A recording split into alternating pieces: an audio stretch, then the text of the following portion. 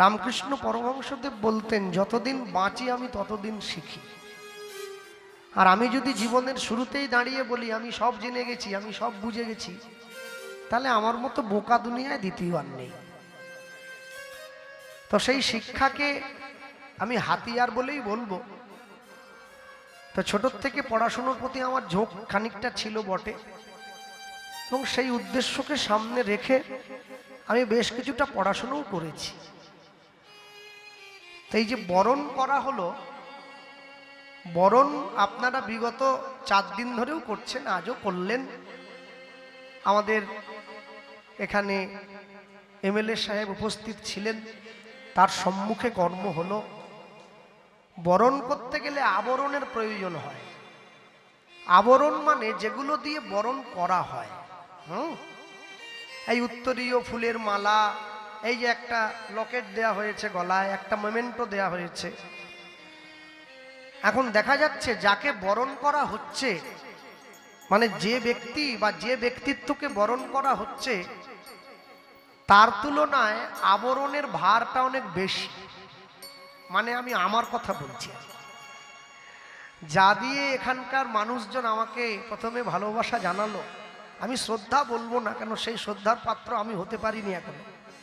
যে ভালোবাসা তারা আমায় জানালো, সত্যি কথা বলতে এই আবরণগুলো নেওয়ার মতো কোনো যোগ্যতা বা কোনো গুণ আমার একটাও নেই।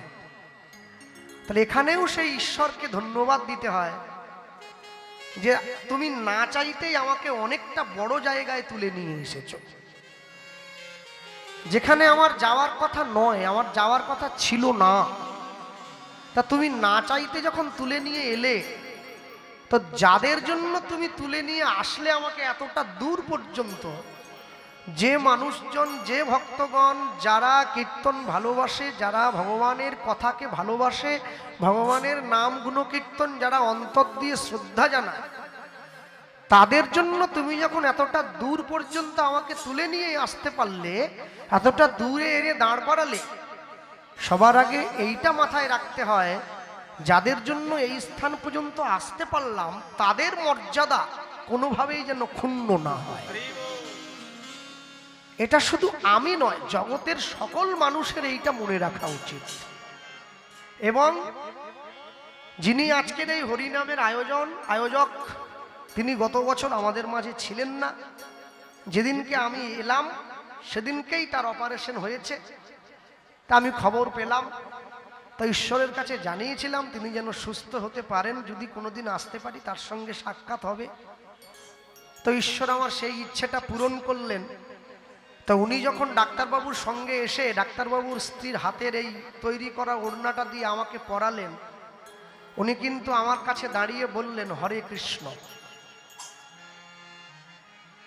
এই যে বললেন, এই বলা মাত্রই আমার কোথাও একটা খুব ভালো লাগলো। ভালো লাগলো কি, এই জন্য ভালো লাগলো, তো ওনাকে দেখে আমার হরিদাস ঠাকুরের কথাটা মনে পড়ে গেল। হ্যাঁ, যে হরিদাস ঠাকুর যেমন করে মহাপ্রভু চরণ পেয়ে গিয়েছিলেন অতি সহজে, উনি কিন্তু সকলের অলক্ষ্যে থেকে ঠিক সেই কাজটা করে যাচ্ছে। প্যাকাল মাছ পাকে থাকে কিন্তু তার গায়ে পাক লাগে না, কিন্তু আমরা এটা বলে খালি হয়ে যাই, কিন্তু তার পরে অনেকটা কথা আছে। প্যাকাল মাছের মতো স্কিন তৈরি করতে গেলে, চামড়া তৈরি করতে গেলে অনেকটা শক্ত আধারের প্রয়োজন হয়, যে কারো ক্ষেত্রে হবে না, শুধুমাত্র পাকাল মাছের ক্ষেত্রে এই কথাটি প্রযোজ্য। ঠিক তেমনি আমি একটা কথাই বলবো, যারা ভালোবাসা দিয়ে বারংবার ওনাকে প্রতিনিধি হিসাবে নির্বাচিত করেন, আপনাদের এই ভালোবাসাকে পাথেয় করে উনি এত দূর পর্যন্ত যেমন এসেছেন, আমি চাই সারা জীবন আপনাদের ভালোবাসাটা ওনার প্রতি এইভাবেই থাকবে। এইভাবে যদি ভালোবাসাটা থাকে, তাহলে এক না একদিন আপনারা দেখবেন, আমি ওনাকে আপনাদের ঘরের ছেলে বলেই বলছি, এই ঘরের ছেলেটা অনেক বড় জায়গা। হরি বল, হরি বল। এই জিনিসটা সবার আগে দরকার, সবার আগে। হ্যাঁ, কেন? যেদিন প্রথম তুমি এসেছিলে ভবে, তুমি কেঁদেছিল, হেসেছিল সবে। এমন জীবন তুমি করিবে গঠন, যেদিন মরণে হাসিবে তুমি কাঁদিবে ভুবন। এমন জীবন তৈরি করতে হবে যেদিন আমি পৃথিবীর থেকে চলে যাব, আমি হাসতে হাসতে চলে যাব, আমার যাওয়াটা দেখে সবাই চোখের জল ফেলবে, তবেই না জীবন। গৌরাঙ্গ বলিতে হবে পুলক শরীর, হরি হরি বলিতে মোর নয়নে বহে নীর। চৈতন্য মহাপ্রভুর নাম নিতে গিয়ে আমার অন্তরে সেদিনই আনন্দ হবে, আমার অন্তর সেদিনই শিহরিত হয়ে উঠবে, যেদিন আমি দেখব তার জন্য আমার অন্তরে প্রেমের যে গাছটা, সেই গাছটা একবারে প্রস্ফুটিত হয়ে গেছে। আপনাদের এই বীরভূম বোলপুর টাউনের দিকে, শহরের দিকে দেখা যায় বড় বড় নর্দমা বা ড্রেন আছে। তা ড্রেনগুলোর ওপরে কভার দেওয়া আছে, মানে ঢাকনা করে দেওয়া আছে যাতে কেউ পড়ে না যায়। আচ্ছা, ড্রেনগুলোর ওপরে ঢাকনা দিয়ে হয়তো ড্রেনের নোংরা জলটা মানুষে দেখতে পাচ্ছে না, ড্রেন তার নিজের গায়ের রংটা লুকোতে পেরেছে। আচ্ছা, জলের যে পচা গন্ধটা ওইটা লুকোতে পেরেছে কি? ওটা কিন্তু পারে না। ঠিক তেমনি ভাবে একটা ফুল যত গভীর জঙ্গলেই ফুটুক না কেন, সে কিন্তু তার সুগন্ধটাও লুকিয়ে রাখতে পারবে না। গৌরাঙ্গ বলিতে হবে পুলক শরীর, হরি হরি বলিতে মোর নয়নে বহে নীর। ভগবানের নাম নিতে গিয়ে চোখে সেই দিনই জল আসবে যেদিন ভগবানের জন্য প্রেমটা অন্তরে পূর্ণ হয়ে যাবে। কলের তলায় কলসি রেখে কলটা চাপ দিলে কলের জলটা কলসির মধ্যে যায়, কিন্তু কলসিটা ভর্তি হয়ে যাবার পরেও যদি কেউ চাপ দেয়, তখন কলসিটা উপচে জলটা বাইরে বেরিয়ে আসে। অন্তরের প্রেমের কলসিটা গৌর প্রেমে এমন ভাবে পূর্ণ করতে হবে যেখানে গৌরের নাম নেওয়া মাত্র চোখ দিয়ে জল এসে যাবে। সেটা গ্রাম হোক, চাই শহর হোক, চাই মিউনিসিপ্যালিটি হোক, চাই পঞ্চায়েত হোক, আমি সে কথা বলবো না। মোট কথা হলো তার চরণে নিঃস্বার্থ ভালোবাসাটা দিতে হবে। আপনি যদি ভালোবাসা দিতে পারেন তাহলে দেখবেন ভালোবাসার মানুষটা এক না একদিন ঠিক আপনার সম্মুখে এসে দাঁড়িয়েছে। আর যদি ভালোবাসাটা তাকে দিতে না পারেন, তাহলে তাকে যারা ভালোবাসে তাদের চরণে ভালোবাসাটা দিন। বৈষ্ণব মহাজন লিখছেন, তুমি গৌরকে ভালোবাসতে যদি নাও পারো, তুমি একজনকে দিও। কাকে দেবে বলো আর কবে?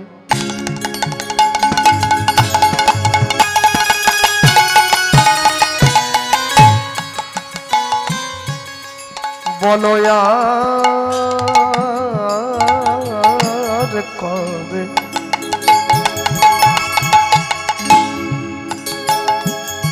নিতা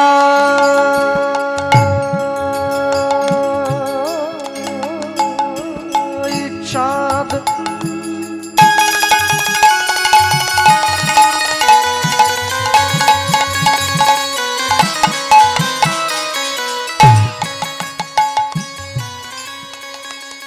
আমায় করুণা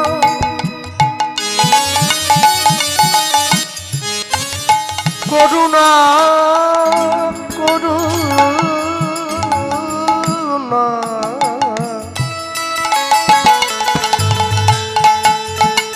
করুণা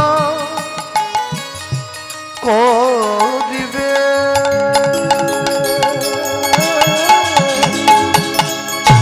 বলো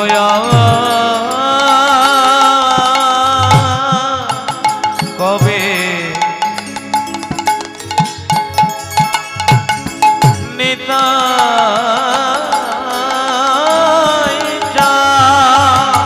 দয়া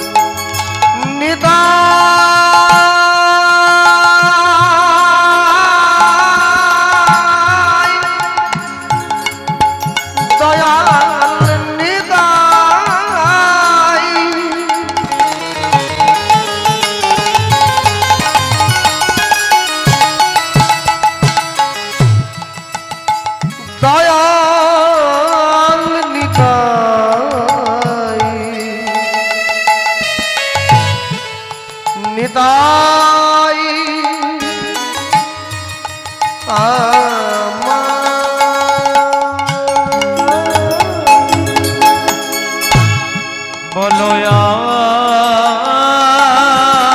আর কবে নিতাই চাঁদ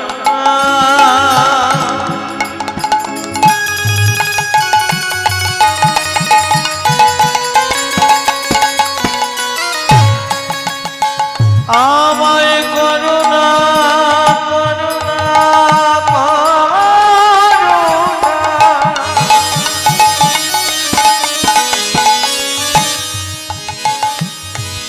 করুণা করিবে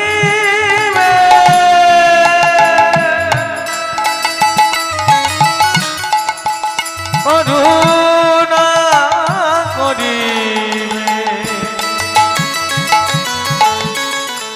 করুণা করিবে বলো সংসার বাসনা কবে দূরে যাবে বলো সংসার বাসনা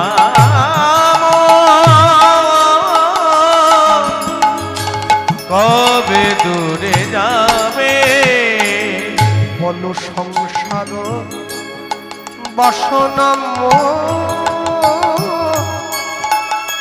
কবে দূরে যাবে বলো সংসার বাসনা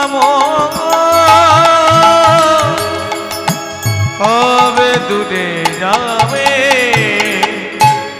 বলো বিষয় ছাড়িয়া কবে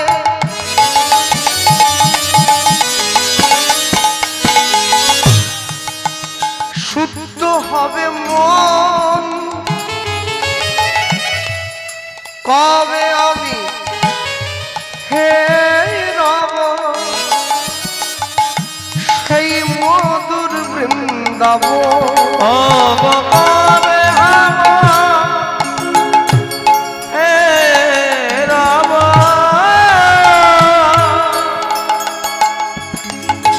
মধুর বৃন্দাবন বল কবে হে রাম মধুর বৃন্দাবন আইনা কবে হব হে রাম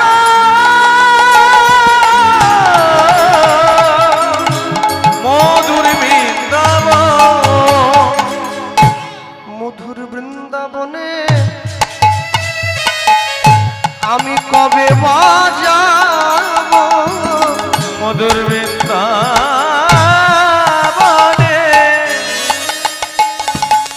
কবে বাজাব মধুর বৃন্দাবনে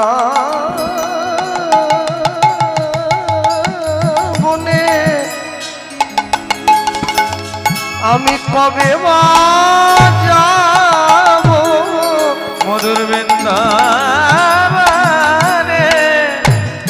আমি কবে বাজাব আমার সংসার বন্ধন মোচন হইবে মধুর বৃন্দাবনে কবে বাজাব আমার ভবের জ্বালা দূরে যাবে মধুর বৃন্দাবনে কবে বাজাব আমি তোমার চরণে আশ্রয় লইব বৃন্দাবনে কবে বাজাব আমি তোমার চরণে আশ্রয় লইব মধুর বৃন্দাবনে কবে বাজাব আমার সংসার বন্ধন মোচন হইবে বৃন্দাবনে কবে বাজাব আমার কোনো কিছু টান রবে না গো। বৃন্দাবনে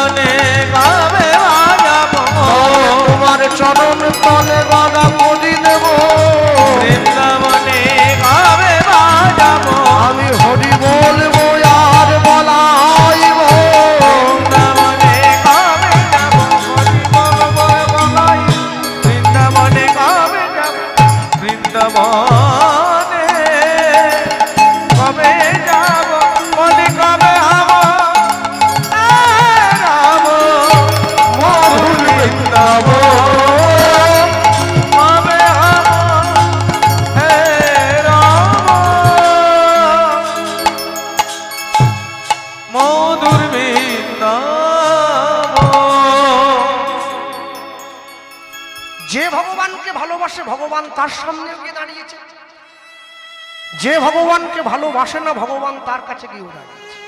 টোনটা কমিয়ে দাও, বেশ দাও। ভগবানকে সবাই ভালোবাসে, তাহলে ভগবানকে ভালোবাসে না কে? না যে ঈশ্বরকে নিকট থেকে চায় না সে ভগবানকে ভালোবাসে না। হ্যাঁ, আমরা কিছুদিন আগে ব্রজে ছিলাম, এখনো 1 মাস হয়নি ব্রজ থেকে ফিরে এলাম। তা বৃন্দাবনে যারা গিয়েছেন তারা জানেন বৃন্দাবনে অনেক অনেক বানর দেখা যায়।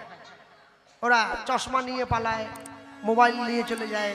হ্যাঁ, আপনি জুতো পরে মন্দিরে যাবেন, এসে দেখবেন একটা জুতো আছে, একটা নিয়ে ও উপরে উঠে গেছে।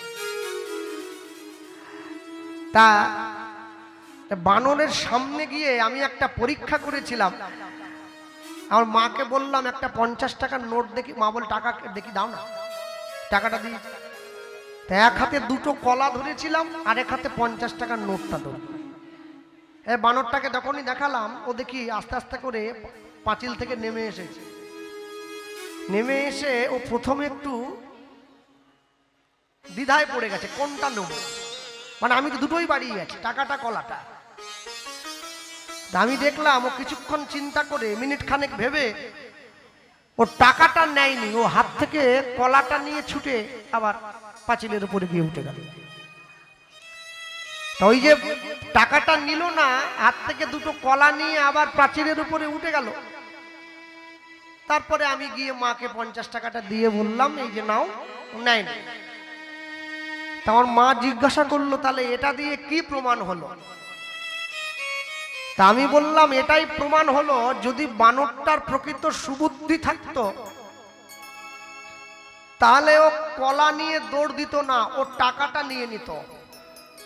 কেন? ওর যদি এই বোধ থাকতো যে 2টো কলা নিয়ে বেশিক্ষণ পেটে থাকবে না, কিন্তু যদি আমি 50 টাকার নোটটা নিয়ে যাই, এটা নিয়ে গিয়ে আমি 1 ডজন কলা কিনতে পারবো। ওর সেই বিবেক বোধ নেই, ওর বুদ্ধি এখনো ওই স্তর পর্যন্ত গিয়ে পৌঁছতে পারে না। আমরা মনুষ্য জীব 2024 সালে দাঁড়িয়ে আমাদের সামনে 2টো জিনিস আছে। একটা ভগবানের 2টি চরণ, আরেকদিকে সংসার। এখন মানুষ ভুলে গেছে যদি আমি ভগবানের চরণটা জড়িয়ে ধরি তাহলে সংসারটা আমি এমনি পাবো, বাই 1 গেট 1 ফ্রি। কিন্তু মানুষ ভগবানের চরণটা নিল না, মানুষ সংসারটা নিয়ে নিল। সংসারটাকে নিয়ে ভগবানের চরণ থেকে দূরে চলে গেল। দেখবেন যারা যত উঁচু উঁচু বাড়িতে থাকে তাদের মানসিক অশান্তি তত উঁচু উঁচু হয়। যত বড় বাড়ি হবে অত অশান্তি বেড়ে যাবে। যতই থাকবে 20 তলায়, মরতে হবে 20-এর জ্বালায়, আসতে হবে নিচের তলায়, যেতে হবে তুলসী তলায়, তারপরে বলো হরি হরি বল, হরি বল, হরি বল।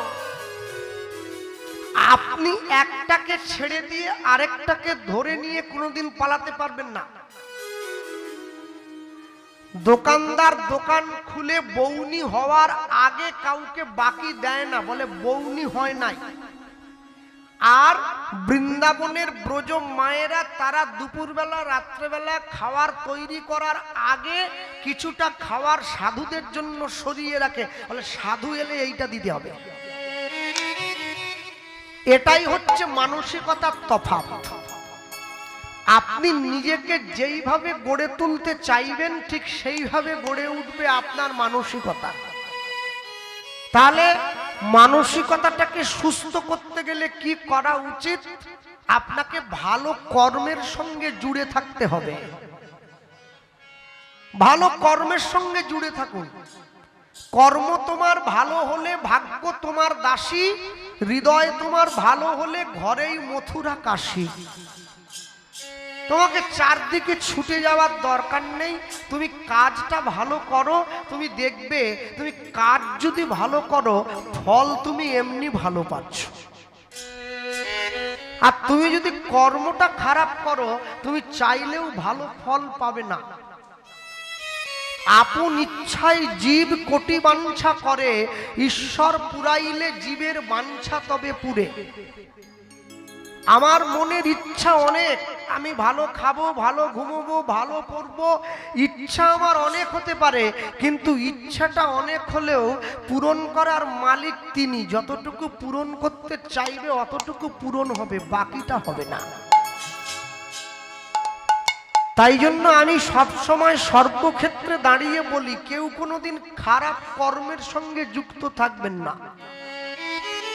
সতের লোহা বাওয়া ভালো, অসতের তুলো বাওয়া ভালো নয়।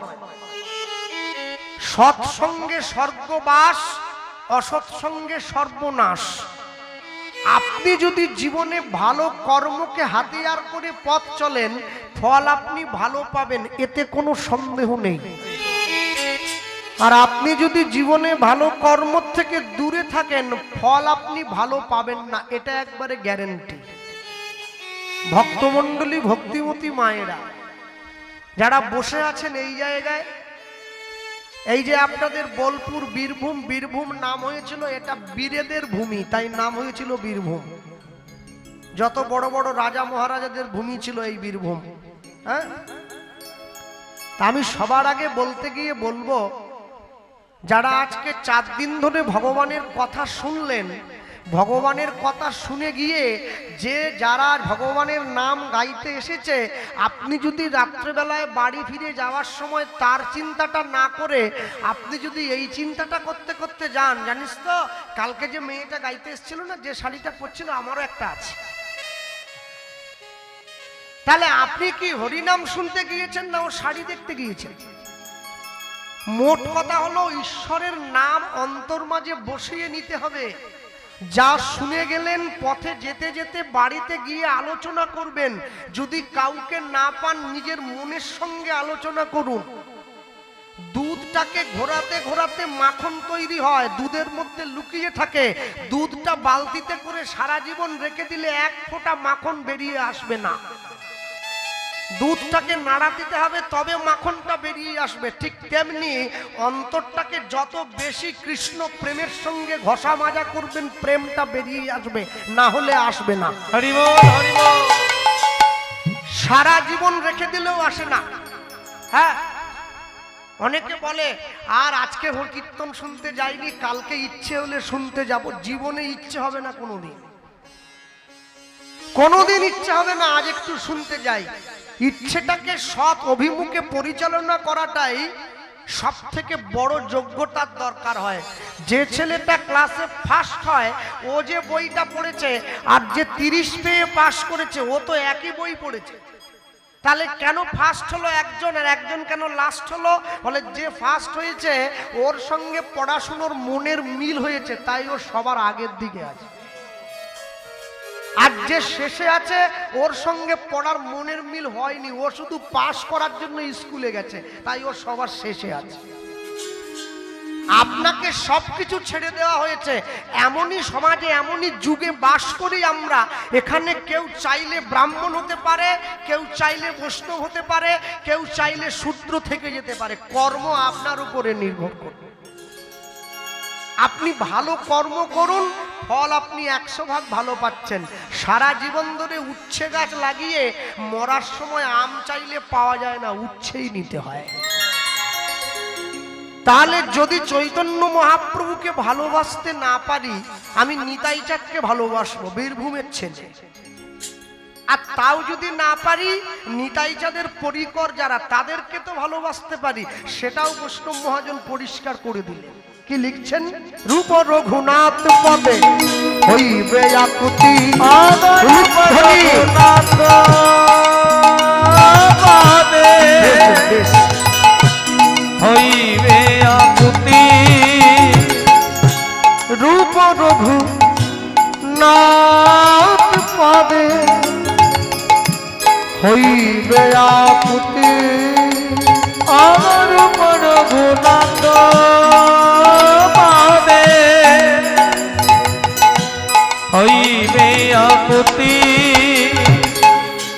কবে হাম হে রব যুগল প্রীতি হয় না কবে হব রব যুগল রূপরধু রূপরধু নাথ পদে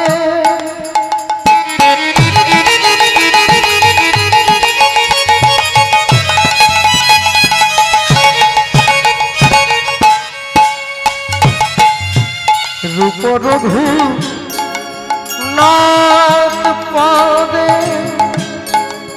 রহু মরয়াস প্রার্থনা করয়ে সদাই নরোত্তমরা অগর পর গো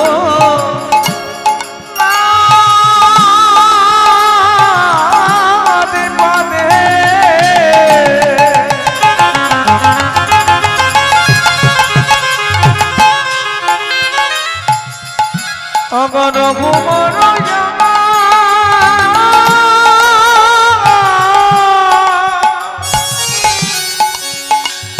অগ প্রার্থনা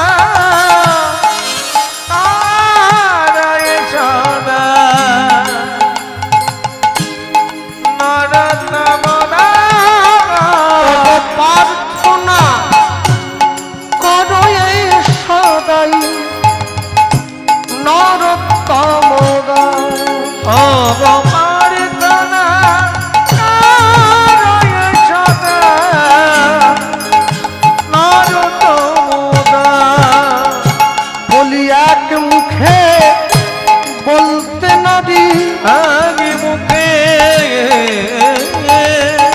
বলতে নারী আমি এক মুখে বলতে নারী আমি আগে মুখে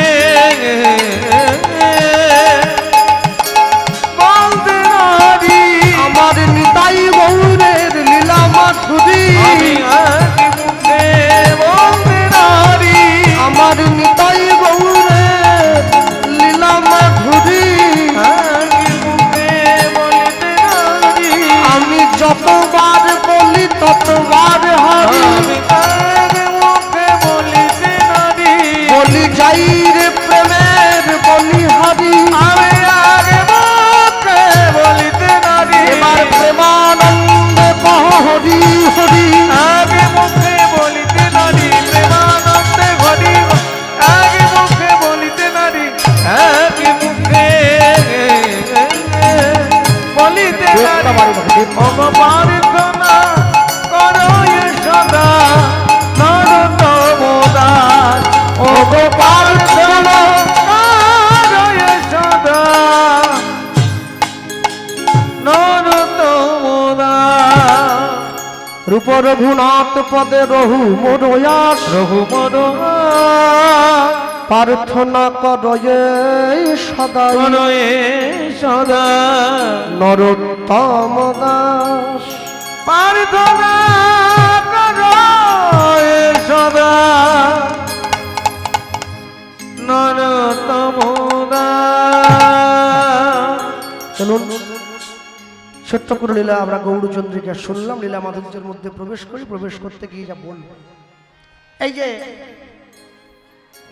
লুটের যে বাতাসাগুলো এনেছেন সকলে, যারা এনেছেন কীর্তনের শেষে লুট দেওয়া হবে, সকলে নিয়ে ঘরে ফিরবেন। দেখবেন লুট কীর্তনে পদ হয়, হরি হরায় নম, কৃষ্ণ যাদবায় নম, যাদবায় মাধবায় কেশবায়, হয় না? ওই পদাবলিতে এক জায়গায় কলম আছে, দেখবেন জয়রূপ সনাতন ভট্ট রঘুনাথ, শ্রীজীব গোপাল ভট্ট দাস রঘুনাথ, এই ছয় গোসাইয়ের করি চরণ বন্দন, যা হইতে বিঘ্ন নাশ অভিষ্ট পূরণ। এই ছয় গোসাই যবে ব্রজে কইলেন বাস, ব্রজে রাধা কৃষ্ণের নিত্য লীলা ভুবনে প্রকাশ। হরি বল হরি বল। এই যে ষড়গোস্বামীর কথা আমি বললাম, সমগ্র বৈষ্ণব জগৎ, ভক্তি জগৎ, ভক্তদের জগৎ এই ষড়গোস্বামীর সিদ্ধান্তের উপরে ভর করে আজও পর্যন্ত দাঁড়িয়ে আছে। এই ষড়গোস্বামী না থাকলে ভক্তির জগতে মানুষ ভক্তিও পেত না, বৃন্দাবনও পেত না, আর বৃন্দাবনে গিয়ে ব্রজের ধুলোয় কেউ গড়াগড়িও দিতে পারত না।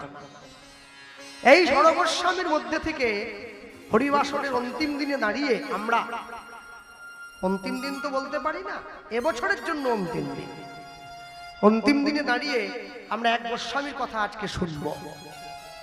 শুনতে গিয়ে বলবো, যার কথা শুনবো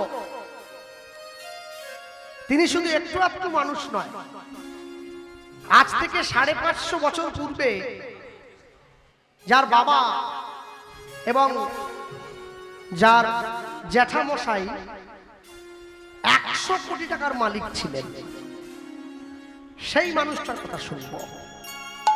সর্বস্ব ছেড়ে দিয়ে গৌর চরণে চলে গিয়েছেন, নিজেকে সঁপে দিয়েছেন। হরিসভায় দাঁড়িয়ে আজকে কীর্তনের এই বিশ্রাম দিবসে আমাদের আস্বাদিত গীতব্য লীলা মাধুর্য পরম বৈষ্ণব মহাজন শ্রীল রঘুনাথ দাস গোস্বামী পাদুক।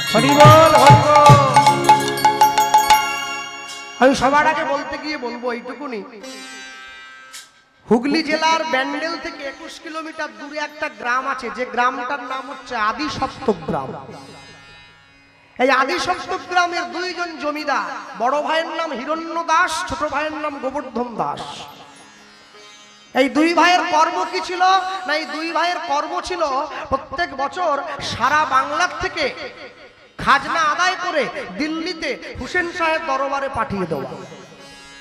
আর হুসেন শাহ কি করত, এই দুই ভাইয়ের কর্মে খুশি হয়ে আজ থেকে 500 বছর আগে এই দুই ভাইকে বেতন দিতেন বছরে 9.5 লক্ষ টাকা, যেটা বর্তমান বাজারে প্রায় 100 কোটি টাকার থেকেও বেশি। তাহলে দুই ভাইয়ের জীবনে সব ছিল, টাকা ছিল, গাড়ি ছিল, বাড়ি ছিল, সম্পত্তি ছিল, সবকিছু ছিল, কিন্তু একটা দুঃখ ছিল। দুঃখটা কি জানেন? দুঃখটা হচ্ছে এই দুই ভাইয়ের সম্পত্তি ভোগ করবার মতো কোনো সন্তান তাদের ছিল না। ভগবান মানুষকে কোনোদিন পরিপূর্ণ করে সবটা দেন না, একটা না একটা দিকে ঠিক কম রেখে দেন। কেন কম না রাখলে আপনি ভগবানকে ডাকবেন কেন? তাই কম রাখতে হয়।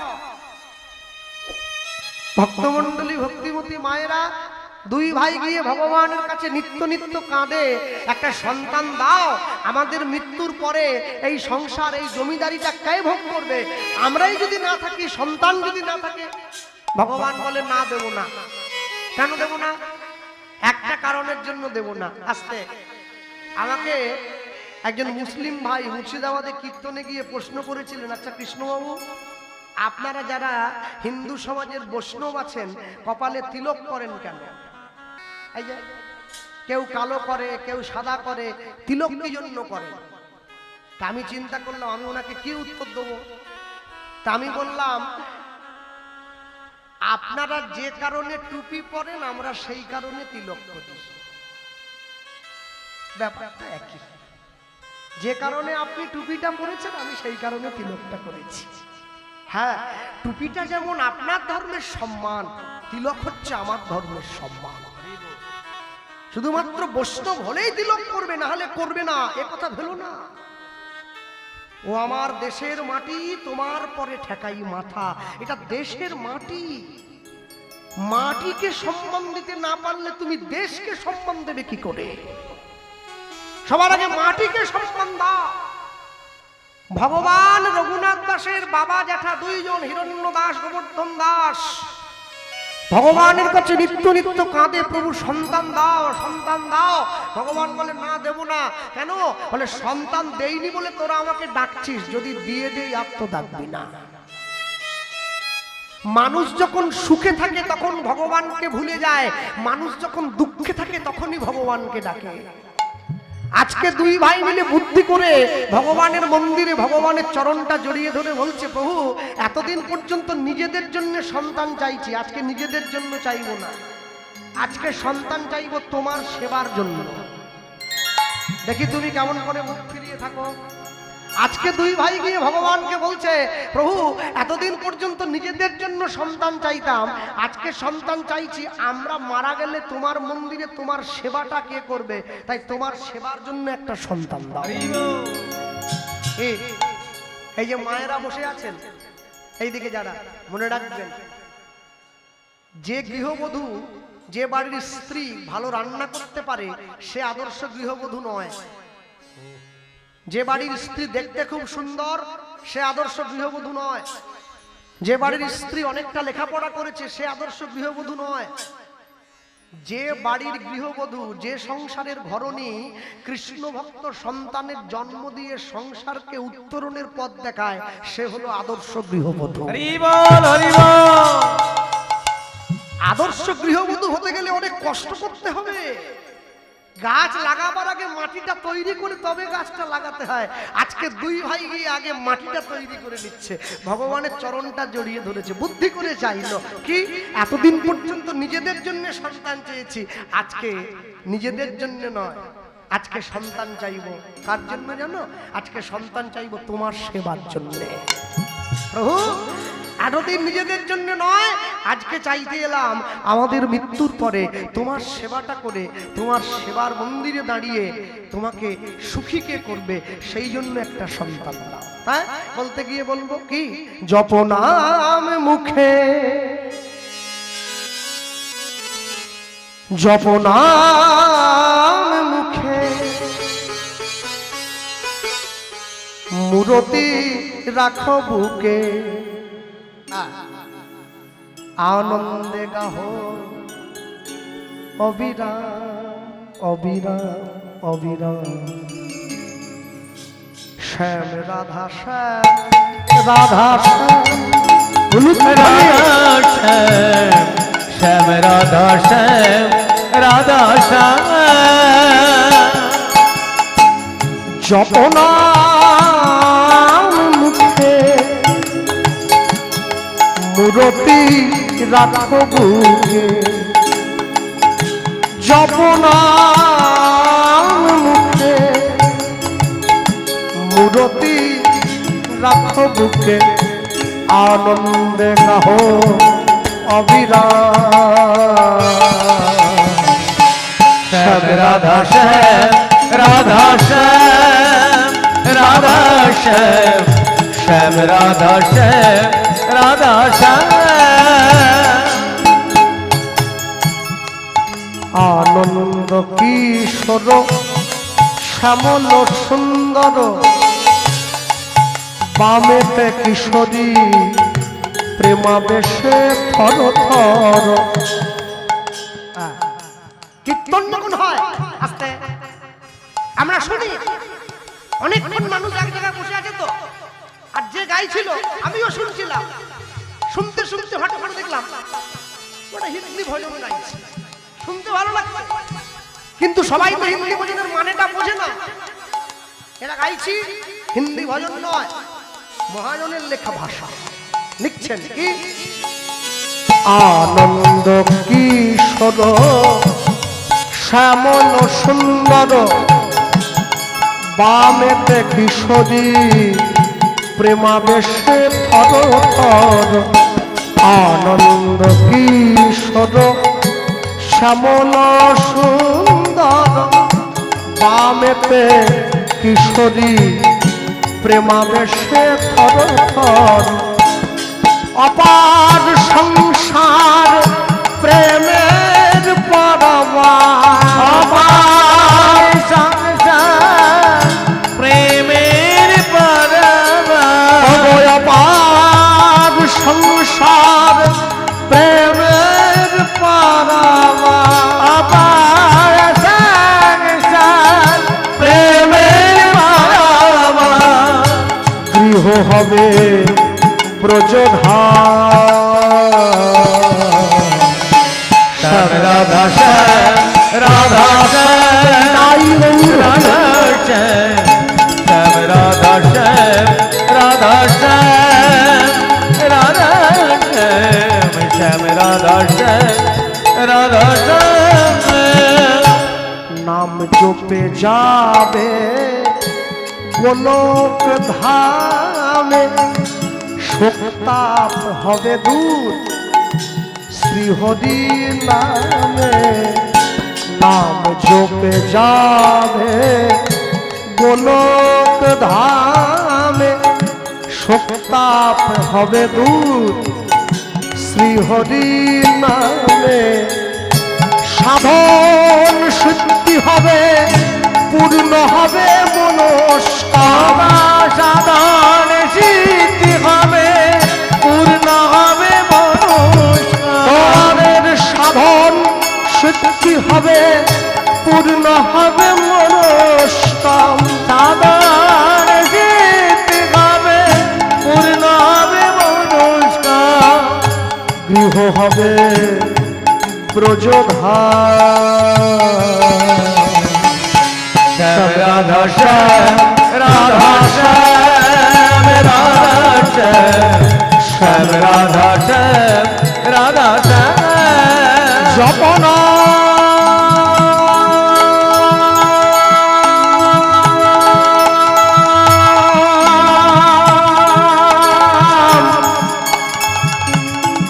জপনা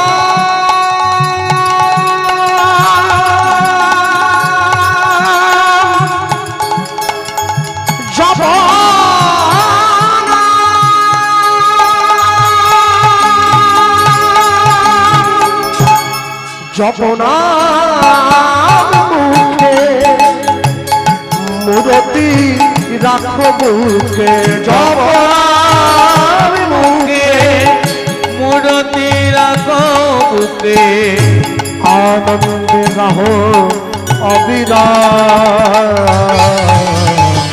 শ্যাম রাধা শ্যাম, রাধা শ্যাম, রাধা শ্যাম। হরি হরি বল, হরি হরি বল। রাধা শ্যাম, রাধা শ্যাম। নাম জপ ভাই, নাম জপ ভাই, নাম জপ।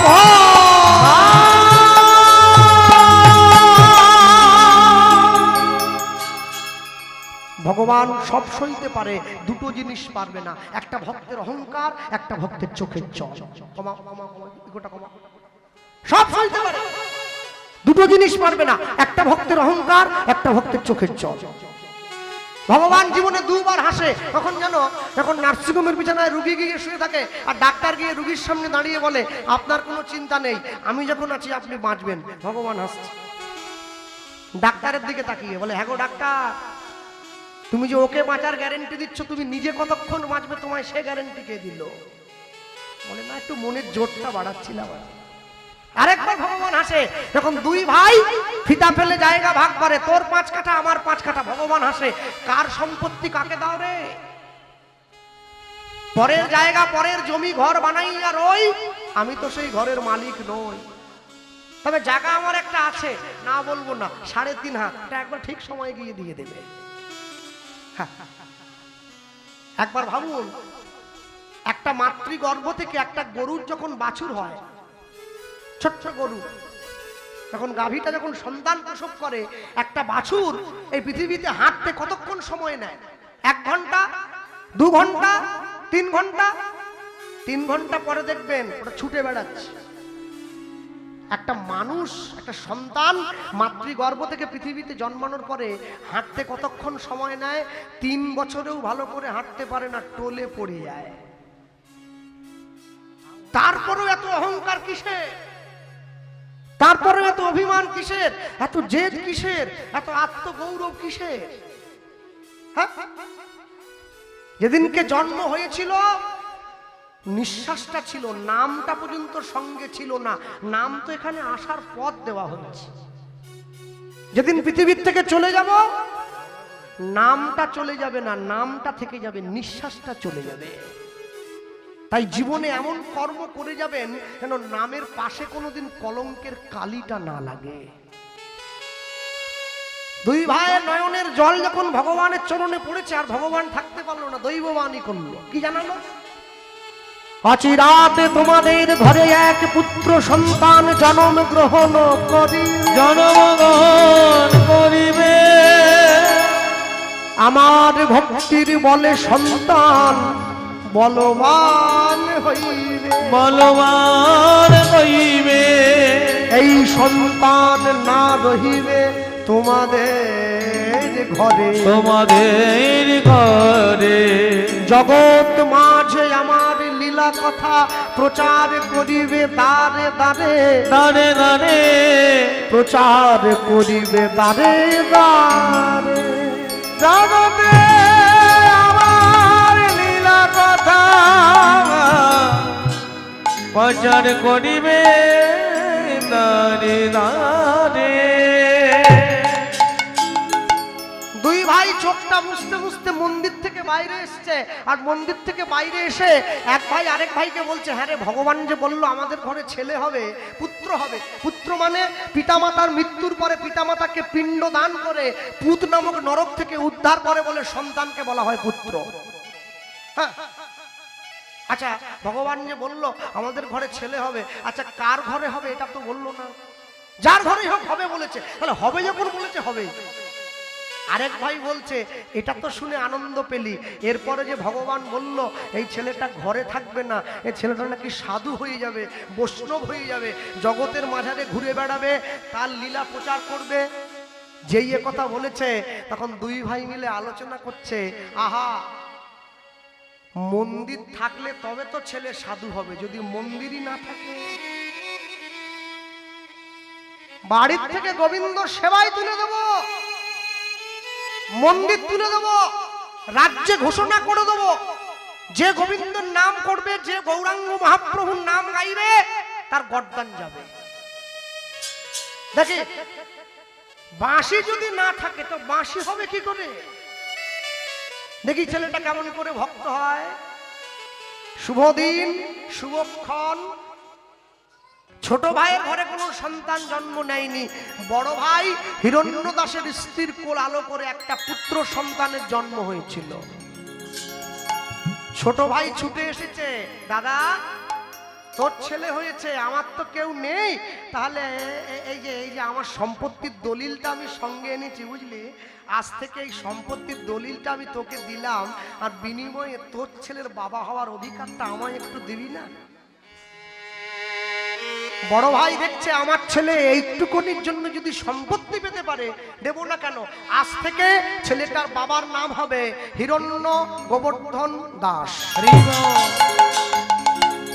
একসঙ্গে দুই গ্রামের লোক ছুটে এসেছে, জমিদার মশাই যেমন করে আপনি আমাদের রাজ্যের সকলের কল্যাণ করেন, আপনাদের ছেলেও রাজ্যবাসীর কল্যাণ করবে, ছেলেটার নাম দিন রঘুনাথ। নাম হয়ে গেছে, 10 বছর বয়স হয়েছে। আগেকার দিনে নিয়ম ছিল ছেলে মেয়েরা গুরুদেবের আশ্রমে থেকে লেখাপড়া করতো, কি করতো না? জীবনের 4টে ধাপ ছিল, ব্রহ্মচর্য, গার্হস্থ, বানপ্রস্থ, সন্ন্যাস। মিলিয়ে নেন 10 বছর থেকে 25 বছর পর্যন্ত ব্রহ্মচর্য, 25 থেকে 45 পর্যন্ত গার্হস্থ, 45 থেকে 55 পর্যন্ত বানপ্রস্থ, 55 পরে সন্ন্যাস। জীবনের 4টি ধাপ। আর এই যে শিক্ষা ব্যবস্থা, একে বলা হতো গুরুকুল। আর বর্তমানে গুরুকুল উঠে গিয়েছে, এখন এসছে স্কুল। গুরুকুল আর স্কুল এক নয়। গুরুকুলে গেলে সবার আগে শেখানো হয় কি করে পিতামাতাকে ভক্তি করবে, আর স্কুলে গেলে কি শেখাবে? Jack and Jill went of the hill to fetch a pail of water, Jack fell down and broke his crown. ওহো, আমাদের বাংলার ছেলে বাংলা যেমন তেমন, ইংরেজি জলের মতো। মনে রাখবেন, ইংরেজি শিখুক, এতে ক্ষতি নেই, কিন্তু বাংলা ভুলে গেলে জীবনে দুঃখ আসে খুব। আমেরিকার থেকে যারা ইসকনে এসছে হরে কৃষ্ণ বলতে পারে না, বলে হরে কৃষ্ণ হরে কৃষ্ণ। দুঃখটা কি জানেন? ওরা বলতে পারে না, তবু বলে আমি বলতে পারি কিন্তু বলি না। যার বলার দরকার নেই সে বলছে, যার বলার দরকার সে একবারও বলে না।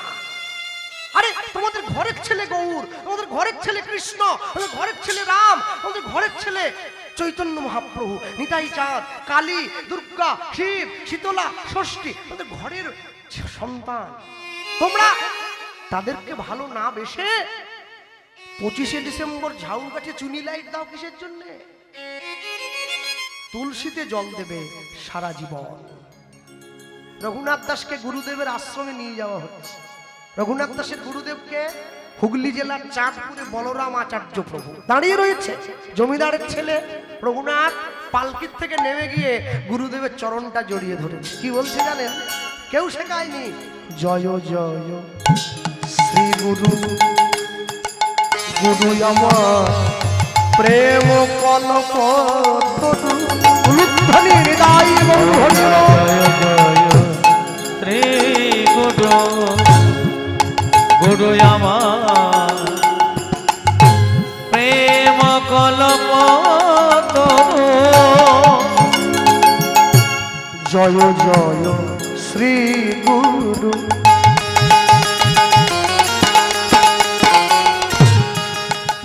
গুরু আমার প্রেম কলপ তরু হয় না জয় জয় হে গুরু গুরু আমার প্রেম কলপ গোপালকে ক্যাডবেরি দিয়েছে কে? খবরদার গোপালকে ক্যাডবেরি দেবে না, এর মধ্যে ক্যাফাইন দেওয়া আছে, নেশা হয়। ক্যাডবেরি কুরকুরে চিপস ভগবানকে দেবে না, খবরদার। এটা গোপাল, বাজারে কোনো পুতুল নয়, নিয়ে এসে খেলবে। হ্যাঁ, সাবধান করে দিলাম। জয় জয় শ্রী গুরু গুরু আমার প্রেম কলপ জয় জয় দেব গুরু আমার প্রেম কলপ বড় অদ্ভুত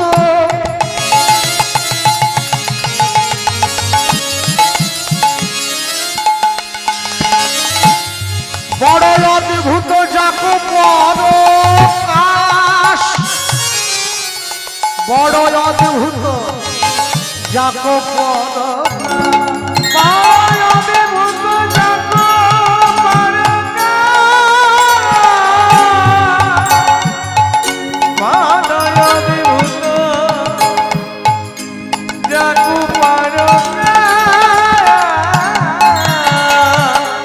মোর গুরুদেবের অদ্ভুত প্রকাশ হরি হরি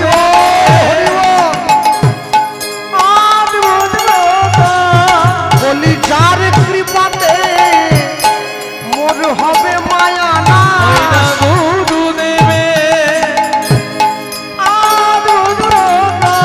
বলি যার কৃপাতে মোর হবে মায়া না শুধু রূপে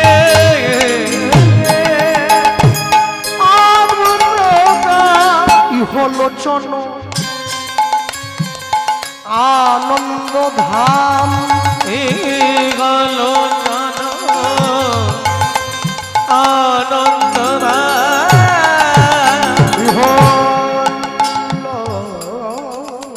ইহলোচন আনন্দ ধাম গল আনন্দ আমার হিয়া আগে জানো অগতি মির বড় জ্ঞান আজ আয়াবে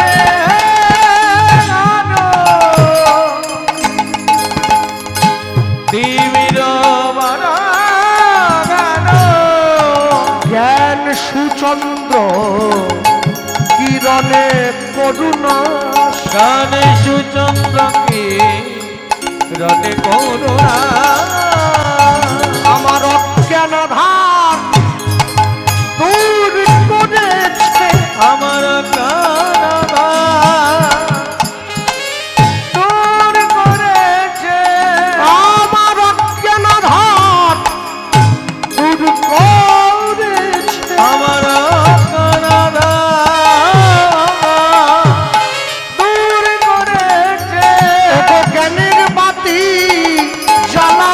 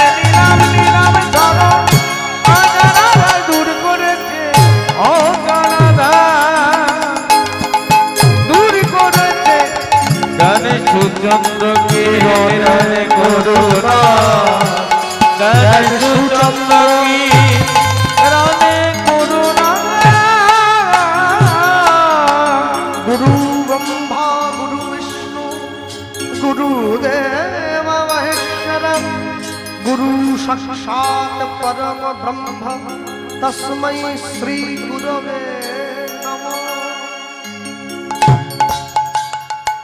রঘুনাথ দাস যেই গুরুদেবকে প্রণাম করেছে, গুরুদেব রঘুনাথ দাসকে তুলে বুকে জড়িয়ে ধরলো। রঘুনাথ এসো, আমার বুকে এসো।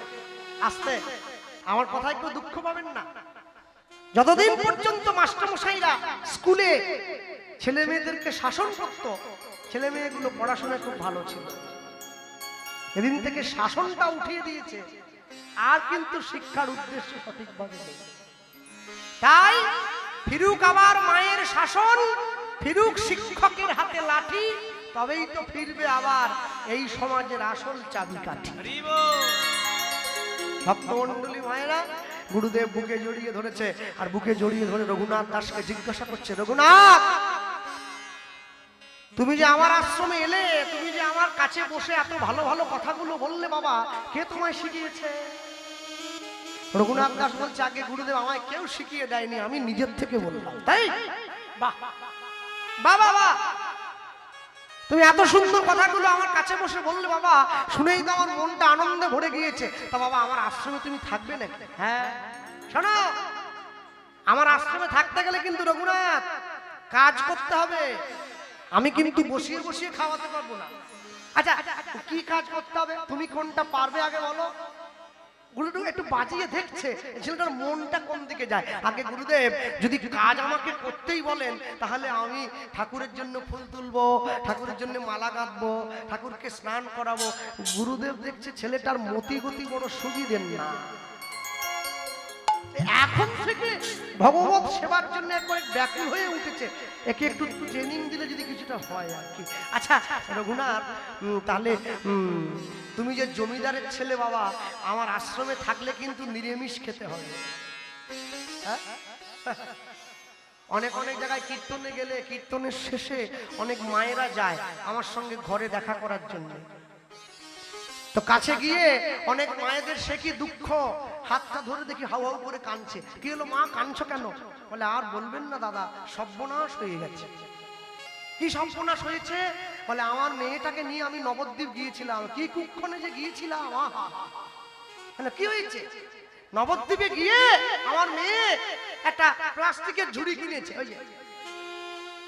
তারপর মায়াপুর থেকে একটা গোপাল কিনেছে, তারপর গোপালটাকে ঝুড়িতে বসিয়ে দিয়েছে। তারপর নবদ্বীপ ঘুরে এসে গোপাল কোলে নিয়ে বাড়িতে এসে বলছে, আমার হাঁড়ি কড়া আলাদা করে দাও, আমি তোমাদের সঙ্গে খাবো নি, আমি আলাদা খাবো। আপনি বলুন দাদা, এই বয়স থেকে যদি মাছ মাংস ছেড়ে দেয়, ক্যালসিয়াম থাকবে? শরীরটা নষ্ট হয়ে যাবে না? ইস কি অন্যায় করলো। আমি মনে মনে ভাবলাম, এমন করে তার মা অভিযোগ করছে মেয়ে যেন উগ্রপন্থী তৈরি হয়েছে। আমি বললাম, মা তোমার মেয়ে গোপাল কোলে নিয়ে নিরামিষ খাচ্ছে ঘরে এসে, এটা শুধু তুমি নয়, তোমার 14 পুরুষের ভাগ্য ভালো, তোমার মেয়ে গোপাল কোলে নিয়ে। যে বাড়ির সন্তানরা ভক্তি পথে যায়, ভক্তি পথকে আশ্রয় করে, আমি বলবো সেই বাবা মায়েদের উচিত সন্তানকে আরো বেশি করে সেই পথে নিয়ে যাওয়া। সন্তান যদি গৌর ভক্ত হয়, সন্তান যদি কৃষ্ণ ভক্ত হয়, তার মামাতো বংশের 7 পুরুষ আর পিতৃবংশের 7 পুরুষ উদ্ধার করে নিয়ে অনায়াসে চলে যেতে পারে, কোনো কষ্ট করতে হবে না। সাধু হওয়া কি এত সোজা? তাহলে চাইলেই সবাই সাধু হয়ে যেত। সাধু হওয়া এত সোজা নয়। ভক্তমণ্ডলী মায়েরা, রঘুনাথ দাস গুরুদেবের আশ্রমে থেকে লেখাপড়া করছে, আর সেই রঘুনাথ দাসের আশ্রমে, গুরুদেবের আশ্রমে একদিনকে এসছে এক মহা সাধু। কে? নামাচার্য ছিল ঠাকুর হরিদাস। তুমি বসো, মায়েরা বসে। হরিদাস ঠাকুর এসেছে, আর হরিদাস ঠাকুর যে এসছে, সব ছাত্ররা মিলে দেখতে গিয়েছে হরিদাস ঠাকুরকে। হরিদাস ঠাকুর বসে আছে, রঘুনাথ দাস সামনে বসিয়ে বসেছে, আর হরিদাস ঠাকুর বলছে সবাইকে ডেকে ডেকে, জানো তো এতদিন পর্যন্ত কৃষ্ণ হয়ে যে ব্রজে ছিল, সে তো গৌর হয়ে নদে এলো। কি বৃন্দাবনের খেলা ছিল মাঠে দৌড়া দৌড়ি, আর নবদ্বীপের খেলা ছিল ধুলায় গড়াগড়ি। বৃন্দাবনের খেলা ছিল বংশী বাদন, নবদ্বীপের খেলা ছিল হরিনাম সংকীর্তন। এসে গিয়েছে আর হরিদাস ঠাকুর বলছে জানো তো, যে মানুষটা বোঝেছিল সেই তো এলো, এসেছে ব্রজের বাঁকা, এসেছে ব্রজের বাঁকা কালো সখা, কালো সখা, আয় তোরা দেখবি আয় দেখবি আয়, তোদের এই সোনার নদী এসেছে। একটু হাত তোলা যায়, যারা পিছন দিকে আছে অন্তত পক্ষে ওমর বাবু দেখুক, ছেলেটা গতবারে এসেছিল এবারে এসছে, আর আসুক আর না আসুক সকলে হাত তো তুলেছে। মনে ভাবুন না 144 ধারা চলছে, হাত নামালে গুলি খেতে হবে।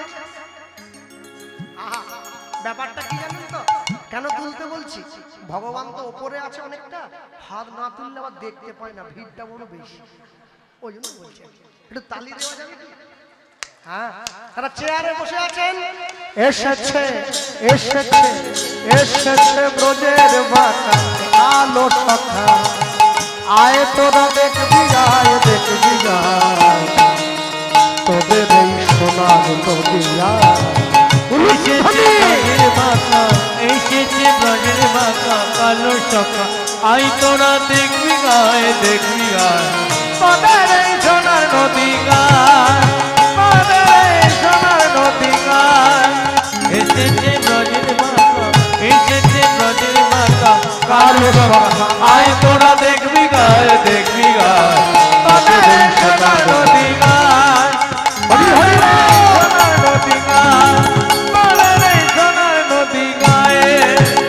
তার রং ফিরেছে ঢং ফিরেছে, রং ফিরেছে ঢং ফিরেছে, রং ফিরেছে ঢং ফিরেছে, ওই না রং ফিরেছে ঢং ফিরেছে, ও গো কালো এখন চেনা যায়। ওই না এসেছে ব্রজের বাঁকা, হরি হরি এসেছে ব্রজের বাঁকা কালো সখা, আই তোরা দেখবি গায় দেখবি গায়, তোদের এই সোনার নদী গায়, তোদের এই সোনার নদী গায়ে। শ্যাম রাধা প্রেমে ঋণী হয়েছে, রাধা প্রেমে ঋণী হয়েছে, দেখো হাতির বাঁশি কেড়ে শ্যামে বিদায় দিয়েছে, রাধা প্রেমে ঋণী হয়েছে, হাতের বাঁশি কেড়ে নিয়েছে বিদায় দিয়েছে, এখন বাঁশি নাইয়া সাজবে কিসে, হাত তুলে তাই গুণ গায় প্রেম গায়, তোদের এই সোনার নদী গায়, তাই বলে হরি হরি নদী গায়। এসেছে ব্রজের বাঁকা, এসেছে ব্রজের বাঁকা কালো সখা, আয় তোরা দেখবি গায় দেখবি গায়, তোদের এই সোনার নদী গায়, তোদের এই সোনার নদী গায়, তোদের এই সোনার নদী গায়। যত সবে কুলো ললনা তার বাঁশির গানে, ভুল তো কুলের ধর্ম রাখত না, যত সব কুলো ললনা ললনা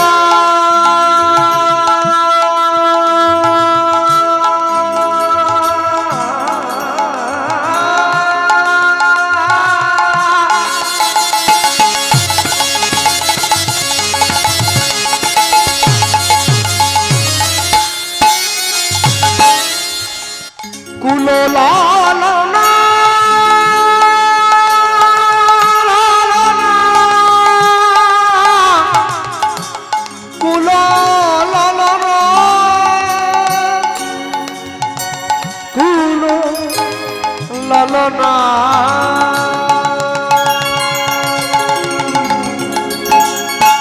যত সব কুলনা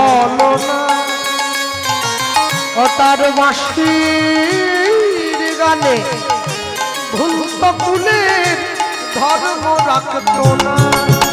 রাধার প্রেমের নাগর রসের সাগর প্রেম বিলাতে এ ধরায়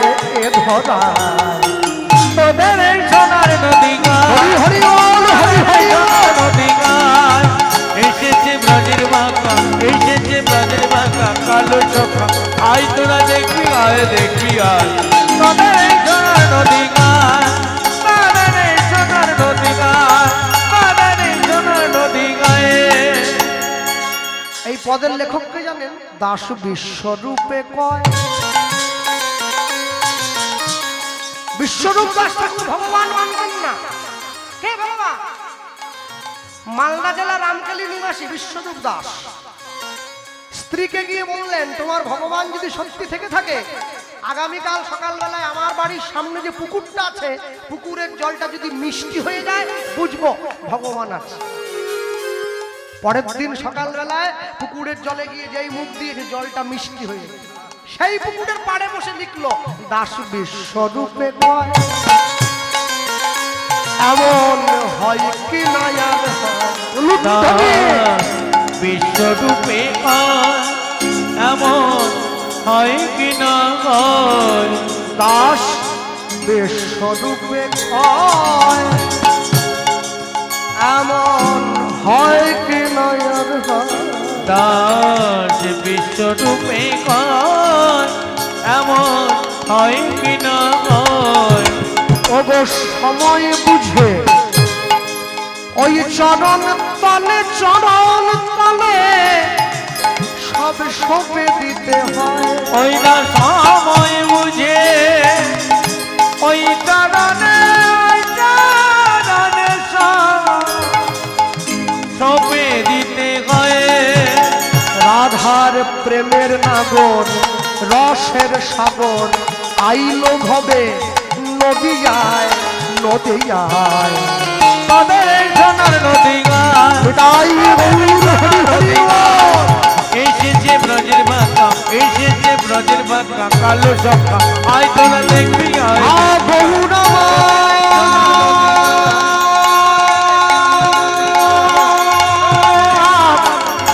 তুমি কৃপা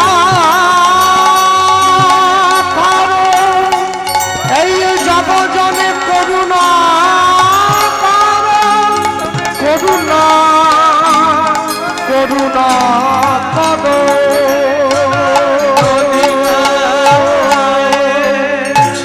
আমি তোমার হলাম, আমি তোমার গোলাম, আমি তোমার হলাম, আমি তোমার গোলাম, আমি তোমার আমি তোমার হলাম।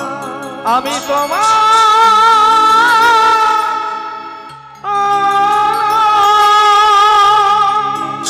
কে? রঘুনাথ দাস ছুটে গিয়ে হরিদাস ঠাকুরের চরণে পড়ল। ঠাকুর, কে? কে তুই? আমার পায়ে পড়লি কে রে? আগে আমি রঘুনাথ। হ্যাঁ? রঘুনাথ, কোথায় থাকিস বাবা? আগে আমি এই আশ্রমে থাকি। তাই? মানে তুমি তুমি সেই জমিদারের ছেলে, হিরণ্য গোবর্ধনের একমাত্র পুত্র? আগে হ্যাঁ। বাহ, তুমি আমার পায়ে পড়লি কেন বাবা? আচ্ছা ঠাকুর, তোমার নাম কি গো? রঘুনাথ দাস প্রশ্ন করছে। হরিদাস ঠাকুর বলছে, আমার নাম হরিদাস, সবাই জানে, তুই জানিস না? বাহ, এই জগতে কেউ মায়ার দাস, কেউ গাড়ি বাড়ির দাস, কেউ ছেলে মেয়ের দাস, তুমি কি না হরির দাস? ভালো, তোমায় আমার বড্ড ভালো লেগেছে। আচ্ছা, তুমি এই যে গোটা কপালে টপালে কি সব দাগ দাগ দিয়েছো, এগুলোকে কি বলে গো? এগুলোকে তিলক বলে রে, তৃতীয় লোক। ও দেখবেন, এই তিলক করেছি না, ওপর দিকে দুটো আছে, নিচের দিকে বাপটা আছে। এই যে তিলকটা আমাকে কি বোঝায়? আমি সারাদিনে যতবার এই তিলক করতে গিয়ে বসি, আয়নাটা নিয়ে হাতের সামনে তিলকটা করা মাত্রই এই তিলকটা আমাকে বুঝিয়ে দেয় মাতৃগর্ভে আর কতদিন। মাতৃগর্ভের মধ্যে ছিলাম, এইভাবে উপরের দিকে দুটো পা দিয়ে নিচের দিকে মাথা দিয়ে ঊর্ধ্ব পদে হেট মুন্ডে কর্ম বিপাকে গতাগতি পুনঃ পুনঃ রতি রহু দুয়া পর সংসঙ্গ। তিলকটা আমাকে মনে করিয়ে দেয় এমন কর্ম করবে যেন এই 84 লক্ষ জনি তোমাকে আর ভ্রমণ করতে না হয়। ভক্তমন্ডলী মায়েরা রঘুনাথ দাস হরিদাস ঠাকুরকে বলছে, তুমি যার কথা বললে ও ঠাকুর, তুমি যদি দেখতে এত সুন্দর হও, তুমি যার কথা বললে সে তাহলে দেখতে কত সুন্দর। ওরে পাগল ছেলে, ওটা তো আমি জানি না। আচ্ছা, যে মানুষটার কথা তুমি আমায় বললে, তুমি কি পারবে সেই মানুষটার কাছে আমায় একবার নিয়ে যেতে? হরিদাস ঠাকুর বুঝে নিয়েছে পূর্ব জন্মের থাকে যদি সুকৃতি সঞ্চয়, তবে তো এই জন্মে তার গৌর প্রেম উপজয়। বাহ, আমার কাছে আয়, বুকে জড়িয়ে ধরেছে। কি বললো জানো? সকলে শুনেছেন তো আপনারা? সাধু সঙ্গ সর্বশাস্ত্রে কয়, লব মাত্র সাধু সঙ্গ কৃষ্ণ ভক্তি প্রেম হয়। সাধু সঙ্গ যদি হরিদাস ঠাকুরের মতো সাধু হয়, আর কি না যেয়ে থাকে, বুকে জড়িয়ে ধরে বলছে, শোন রঘুনাথ, আমি তোকে আশীর্বাদ করলাম, হরিদাস কৃপা কইলা রঘুনাথের উপরে, রঘুনাথের উপরে সেই কৃপার কারণ হইল চৈতন্য চরণ পাইবারে। যার সাদ গুণে গোসাই রঘুনাথ দাস, চৈতন্য জন্মাইল ভক্তি, জন্মাইল ভক্তি, জন্মাইল বিশ্বাস, জন্মাইল তাই